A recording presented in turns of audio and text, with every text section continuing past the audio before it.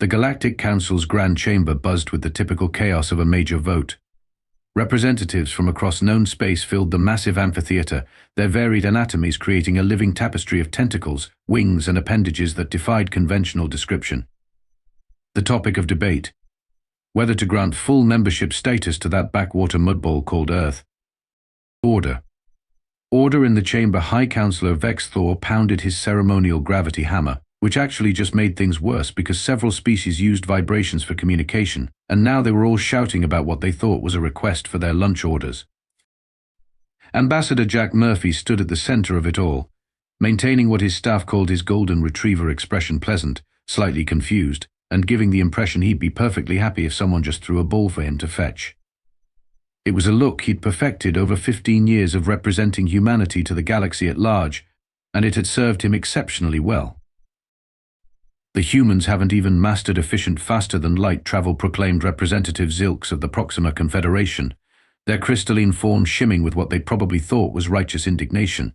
Their ships lumber through space like a really slow thing. Murphy offered helpfully, his face a masterpiece of earnest assistance. Several of his human staff members in the gallery developed sudden coughing fits. Exactly, Zilks exclaimed, missing the scattered laughter entirely. They rely on primitive antimatter drives when any civilized species knows that quantum fold technology is the only sensible way to traverse interstellar distances.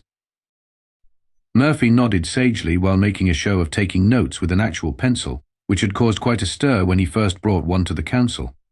3 different species had tried to purchase the exotic writing technology from him, and one had offered to trade a small moon. Furthermore, continued Ambassador Krarex of the Hydrax Collective, their tentacles gesturing dramatically, their computational systems are laughably basic. They still use binary processing, for void's sake. In the gallery, Dr. Olivia Chen, Earth's Chief of Computational Sciences, had to pretend to drop her datapad so she could duck down and compose herself.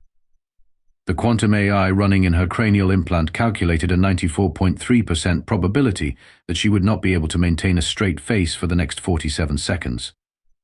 "We do try our best with the ones and zeros," Murphy said apologetically, "though I must admit I still have trouble with the zeros. They're just so round, you see." A ripple of patronizing OWS swept through the chamber. The Arcturian delegation was practically cooing at him. Murphy scratched his head with the pencil, carefully hiding his wedding ring, which contained more computing power than most alien civilizations' entire networks. "The real question," rumbled Supreme Commander Gax of the Orion Defense Fleet, "is whether humanity is ready for the responsibilities of full council membership. The galaxy is a dangerous place, filled with threats beyond their comprehension. How can they hope to contribute to our mutual defense when they haven't even developed basic energy shielding?" Murphy managed to keep his face perfectly straight, despite knowing that the decorative pin on his lapel was actually generating a personal defense field that could shrug off a point-blank antimatter explosion. It was considered a rather basic safety precaution by Earth's security standards, right up there with looking both ways before crossing the street. "We do have some very thick hulls on our ships," he offered, "made of metal and everything." The chamber erupted in another round of patronizing murmurs and concerned whispers. Murphy caught the eye of his assistant, Tom Tiny Rodriguez, who was ostensibly there to help the ambassador with the big words. In reality, Tiny was running a complex AI analysis of every species' reactions, updating Earth's diplomatic databases in real time through his neural link. As the debate continued, Murphy reflected on humanity's centuries-long game of galactic possum. It had started as a prudent first contact protocol: appear harmless, gather information, assess potential threats. But somewhere along the way, it had evolved into something between a diplomatic strategy and humanity's favorite cosmic inside joke. The truth was, humanity hadn't been primitive by galactic standards for a very, very long time. They just happened to be very, very good at pretending otherwise. Murphy pulled out his fancy alien data tablet, actually just a piece of plastic with some lights, and made a show of squinting at it with his primitive eyes, which could see in 12 different spectral ranges and had built-in quantum entanglement sensors. Just another day at the office, really. The humans hadn't always been so good at playing dumb. Like most skills, it took practice, dedication, and more than a few embarrassing incidents along the way. Commander Peg Davidson had been there for one of the first and most legendary examples of humanity learning to dial it back a notch. The year was 2157, shortly after Earth's official first contact with the galactic community. Davidson, fresh out of the academy and bursting with enthusiasm, had been assigned to a cultural exchange aboard a Centaurian science vessel. Her actual mission? Figure out just how advanced the aliens really were, while convincing them that humans were barely past banging rocks together. "This is our primary propulsion laboratory," her Centaurian guide had announced proudly, gesturing to a vast chamber filled with humming machinery. "Here we develop the quantum fold drives that power our fastest ships." Davidson had nodded politely while pretending to be fascinated by her own shoelaces. The quantum fold drive was cute, really. Humanity had gone through that phase about 50 years earlier, before moving on to something a bit more elegant. But that wasn't the sort of thing you mentioned during a cultural exchange.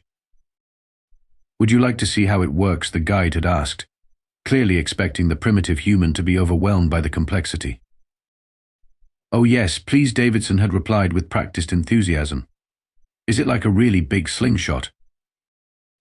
The guide had launched into a painfully simplified explanation of quantum mechanics, complete with hand gestures that made it look like they were describing an interpretive dance about spaghetti. Davidson had maintained her best trying to understand rocket science expression, which she'd modeled after her golden retriever watching her do taxes. Everything had been going perfectly according to protocol until they reached the drive's control center. That's when Davidson had made what would become known in diplomatic circles as the coffee incident. She'd brought along a cup of coffee in a primitive thermal container, actually a quantum-stabilized microenvironment that could have survived a supernova. When she'd pretended to trip because humans were known for their charming clumsiness, the coffee had asked through the air toward the control panel. Three things happened in rapid succession. First, Davidson's augmented reflexes had kicked in automatically, slowing her perception of time to a crawl. Second, she'd realized that the highly advanced Centaurian control system had absolutely no protection against liquid spills. And third, she'd had to make a split-second decision between maintaining humanity's cover and preventing an explosion that would have taken out half the station. The resulting display of impossible acrobatics, as she'd caught every single drop of coffee while appearing to stumble randomly around the room, had nearly blown humanity's cover right there. Fortunately, she'd managed to play it off as a series of lucky accidents, punctuated by falling flat on her face for good measure. The humans do seem to have remarkable luck, her guide had noted suspiciously. "Oh yes," Davidson had agreed from her position on the floor. "We're very lucky. Did you know we once found a whole potato that looked exactly like our moon?" That had sparked a fascinating discussion about coincidences, during which everyone politely ignored the fact that catching dozens of coffee droplets in mid-air required reaction speeds that should have been physically impossible for a primitive human. After the coffee incident, Earth's diplomatic corps had developed what they called the Goldilocks Protocol guidelines for appearing just advanced enough to be taken seriously, but not so advanced as to raise suspicions. Not too hot, not too cold, but just right. The protocol included helpful suggestions like remember to occasionally walk into walls and express amazement at automatic doors. There was even a specific subsection titled Appropriate Reactions to Alien Technology, with responses ranging from wide-eyed wonder to confused but enthusiastic nodding. Commander Davidson had gone on to become one of Earth's premier instructors in the art of playing dumb, teaching generations of diplomats and military personnel how to maintain humanity's carefully crafted image. Her famous motto, "The best way to look primitive is to occasionally trip over nothing," became required reading at the academy. Meanwhile, humanity continued to advance by leaps and bounds, always careful to keep their true capabilities under wraps. They built ships that looked clunky and primitive on the outside while housing technology that would have made most alien species' heads explode, some literally, depending on their biology. The real trick, as Davidson always said, wasn't pretending to be less advanced, it was remembering exactly how advanced you were pretending to be at any given moment. More than one diplomat had gotten into trouble by accidentally knowing too much about quantum physics while also being amazed by automatic doors. But overall, the strategy worked beautifully. The galaxy at large saw humanity as a charming, if somewhat bumbling, young species just taking their first steps into the cosmic community. The fact that those steps were carefully choreographed by as more advanced than most alien supercomputers was, as they say in diplomatic circles, classified information. Would you like me to continue with the next section? I've maintained a humorous tone while providing background context and introducing key elements of humanity's deception. Dr. Luna Patel was having one of those days where maintaining humanity's carefully crafted facade of mediocrity was becoming particularly challenging. It had started, as these things often did, with a seemingly innocent request for coffee. The Galactic Science Conference was in full swing aboard the Arcturus space station, and Luna had been doing a magnificent job of playing the part of an enthusiastic but somewhat confused Earth scientist. She'd already expressed appropriate amazement at technology humanity had surpassed centuries ago, and had even managed to convince a Syrian physicist that she thought quantum entanglement was some kind of space dance. Then the Ergoth Collective had decided to test their new planetary defense system, and everything had gone sideways. Minor technical difficulty, the announcement had blared through the station's speakers. The Ergoth test has created a cascade reaction in the local space-time continuum. Please remain calm and await further instructions. Luna had been in the middle of preparing her coffee using what appeared to be a simple electric kettle, but was actually a contained quantum field generator she used to perfectly optimize the molecular structure of her brew. As klaxons began blaring and aliens began panicking, she'd made the mistake of muttering, "Oh, for void's sake, they've obviously just inverted the polarity of their neutron flow." Unfortunately, she'd said this within earshot of Professor Sith, the galaxy's leading expert on space-time mechanics, who was now staring at her with all three of their eyes. "What did you just say?" Sith demanded. I said, "Anyone want some coffee?" Luna offered weakly. But it was too late. The cascade reaction was threatening to tear the station apart. The Ergoth were running around with their tentacles in a twist, and Luna was facing the age-old dilemma: maintain humanity's cover, or prevent a catastrophic disaster.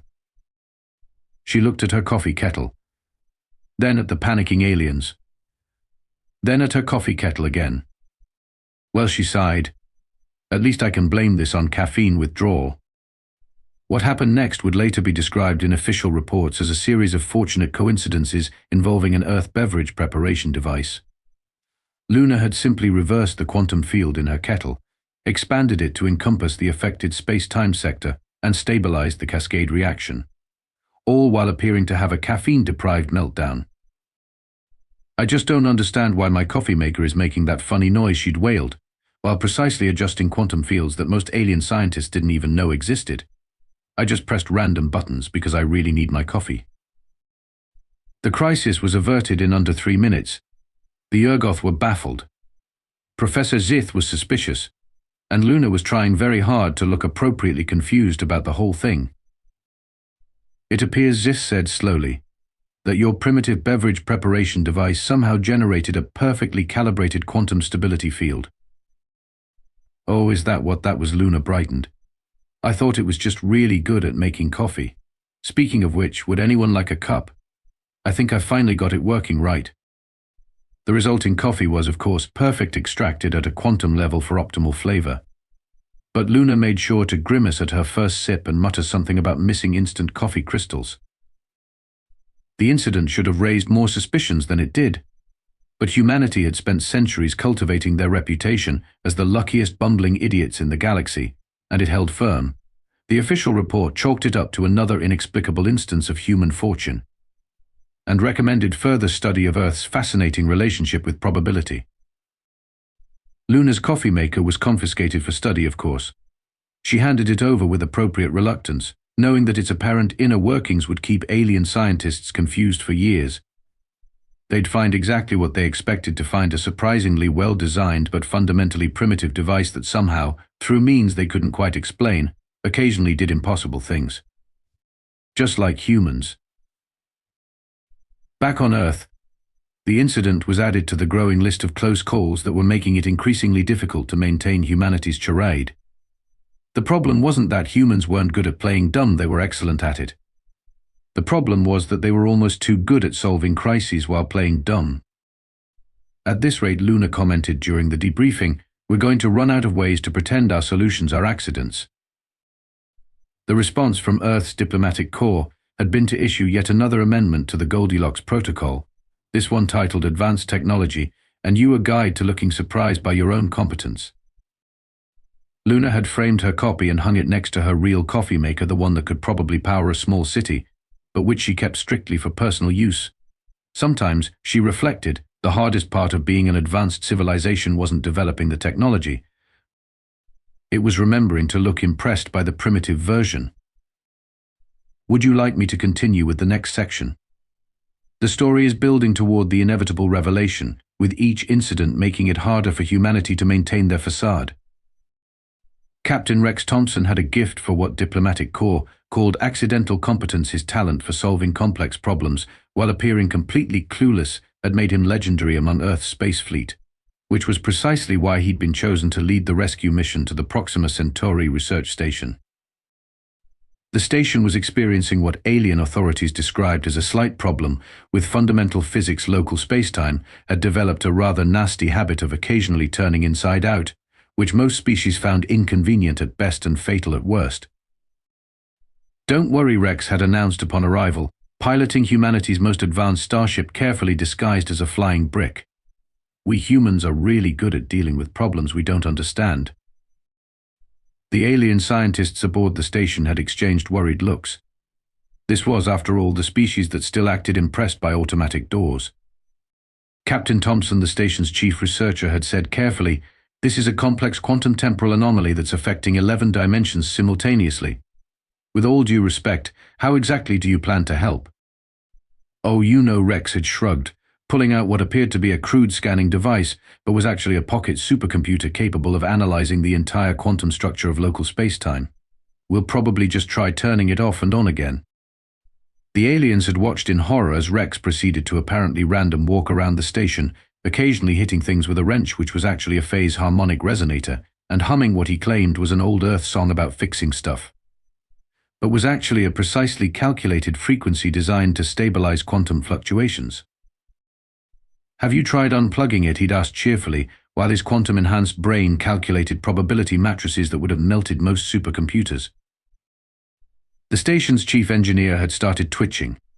"Captain, this isn't some primitive mechanical system that you can just—" "Oh, look at that," Rex had interrupted, pointing at a completely normal wall. "That's interesting." "What? What's interesting about it?" "No idea," he'd replied brightly. "But humans are very good at pointing at things right before they explode. Not sure why. Just lucky, I guess." Everyone had immediately backed away from the wall. 3 seconds later, it had indeed exploded, revealing the exact quantum temporal junction they needed to access to fix the problem. "Wow," Rex had exclaimed, doing his best to channel his inner golden retriever. "That's exactly what we needed. What are the odds?" The odds, as calculated by his neural implants, had been exactly 100%, given that he'd spent the last 10 minutes carefully setting up a controlled quantum cascade. But that wasn't the sort of thing one mentioned in polite company. What followed was 15 minutes of what appeared to be completely random tinkering, but was actually an incredibly precise series of quantum temporal adjustments. Rex had maintained a running commentary of helpful observations throughout. "You know, this reminds me of the time my toaster started speaking in tongues. Has anyone tried asking the laws of physics nicely to behave? Maybe we should try hitting it with a bigger wrench." By the time he'd finished, the station's space-time anomaly had been completely resolved. 3 previously unknown laws of physics had been quietly discovered and classified by his neural AI. And the alien scientists were torn between amazement and existential dread at humanity's apparent ability to solve complex quantum temporal problems through what looked like sheer blind luck. "I honestly have no idea what just happened," Rex had announced cheerfully, while his quantum AI filed 300 pages of detailed scientific analysis. "But hey, it worked. Anyone hungry? I brought sandwiches." The incident report, filed later that day, had described the solution as achieved through unknown means, possibly involving primitive Earth tools and what appeared to be random chance. A footnote had been added suggesting a detailed study of human luck, which was starting to strain the boundaries of statistical probability. Back on his ship, Rex had added another tally to what his crew called the "how long until they figure it out" board. The running bet was that humanity couldn't keep this up for more than another decade. The laws of probability, the actual ones, Not the simplified version they shared with the galactic community suggested their luck would run out eventually. At least we're still technically following the Goldilocks protocol his first officer had offered. True Rex had agreed. Though I think we're stretching the definition of appearing just advanced enough to be taken seriously but not so advanced as to raise suspicions. Sir, you fixed a quantum temporal anomaly by hitting it with a wrench and humming. Exactly. Classic primitive problem solving. Nothing suspicious about that at all. The first officer had just sighed and added another entry to their ever-growing list of things we probably shouldn't have been able to fix, but did anyway while looking confused. It was getting to be a very long list. Would you like me to continue with the next section? We're approaching the climactic revelation, where humanity's charade finally becomes impossible to maintain. The annual Galactic Summit of 2487 was supposed to be routine. Ambassador Jack Murphy had prepared his usual routine of looking politely confused by basic technology. Dr. Luna Patel had calibrated her coffee maker to appear exactly 47% less advanced than it actually was. And Captain Rex Thompson had brought his lucky wrench, which technically qualified as a weapon of mass destruction under 17 different galactic conventions. Nobody expected the Void Hunters to crash the party. They arrived in ships that looked like someone had weaponized darkness itself, which humanity's sensors immediately identified as a rather showy but ultimately inefficient design choice. The Void Hunters were the galaxy's most notorious pirates, having evaded capture for centuries through technology that most species considered mythically advanced. To surrender the station, their leader demanded over all communication channels, or face extinction. The alien delegates had panicked, which was understandable. The station's defenses were good by galactic standards, but the Void Hunters' technology was several generations ahead. Several generations behind Earth's, of course, but nobody was supposed to know that. Murphy had raised his hand like a schoolchild, asking to go to the bathroom. "Excuse me, scary space pirate person. What exactly does surrender entail? I'm asking because I'm not very good with big words." The Void Hunter leader had actually paused, probably trying to decide if this was some kind of trick. "It means give up or die, you primitive fool." "Oh, well, that's much clearer, thank you. Just one more quick question, does your scary death beam thing run on antimatter or quantum flux?" "What?" "It's quantum flux, obviously. No advanced civilization would use," the pirate had caught himself. "Why are you asking about our weapons technology?" "Oh, no reason," Murphy had smiled pleasantly. "I just wanted to make sure I set the reflector shield to the right frequency." There had been a moment of absolute silence as everyone processed this statement. Then, what reflector shield, the pirate had demanded? Murphy had pointed at his lapel pin, the one that had been there all along, the one everyone had assumed was just a primitive decorative piece. This one. Though I should mention it's not just a shield. Dr. Patel, would you mind demonstrating? Luna had sighed and pulled out her coffee maker. "I suppose there's no point pretending this is just for beverages anymore." She'd pressed a button, and suddenly every Void Hunter ship found their quantum flux weapons systems transformed into what appeared to be espresso machines. "Would anyone like a cappuccino?" she'd offered to the stunned silence. The Void Hunters had tried to flee, only to find their engines wouldn't respond. Captain Thompson had been quietly sitting in a corner, tapping his wrench against his boot in what appeared to be a random pattern, but was actually a complex code that had completely reprogrammed their propulsion systems. "Sorry about that," he'd said cheerfully. "My wrench gets excited sometimes. But hey, at least now you all have coffee." The alien delegates had stared at the humans. The humans had stared back. Several very uncomfortable moments had passed. Finally, High Counselor Vex Thor had found his voice. You've been capable of this level of technology all along." Well, Murphy had scratched his head with his perfectly ordinary pencil, which could probably have powered a small star. We didn't want to show off. Seemed rude, you know. Rude, the High Counselor's voice had risen several octaves. "You've been pretending to be primitive for centuries because you didn't want to be rude." Also, Luna had added, distributing perfect cups of coffee to the still frozen Void Hunter ships. It was kind of funny. The revelation that humanity had essentially been playing an elaborate cosmic practical joke while simultaneously being the most advanced known species in the galaxy had not gone over well.